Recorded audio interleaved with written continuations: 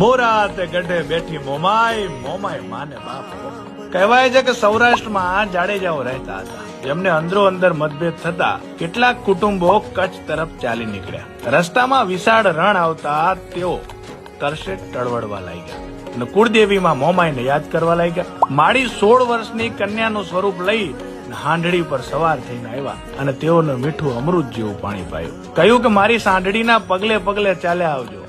આગળ જતા એક ટીંબા પર હાંડડીના પગલા લુપ્ત થઈ ગયા અને માતાજીની સ્વયંભૂ મૂર્તિ, ચુંદડી, શ્રીફળ અને ત્રિશૂળ મળી આવ્યા અને જાડેજા કુટુંબોએ ત્યાં જ માતાજીની દેરી બનાવી. મોમાઈ માએ મોર થઈને રસ્તો બતાવ્યો હોવાથી આ જગ્યા મોમાઈ મોરા નામે પ્રસિદ્ધ થઈ. હાલ મોરાગઢ પણ કહેવાય છે. મોમાઈ મા પર રબારી, ભરવાડ, જાડેજા, કારડિયા, રજપૂત, વાઢેર, પટેલ તેમજ અન્ય સમાજો અનન્ય શ્રદ્ધા ધરાવે છે અને માતાજી ઘણાના કુળદેવી પણ છે. આપ પણ ક્યારેક આવજો મારી મોરાગઢ વાળી મોમાઈના દર્શને. જય મોમાઈ માં.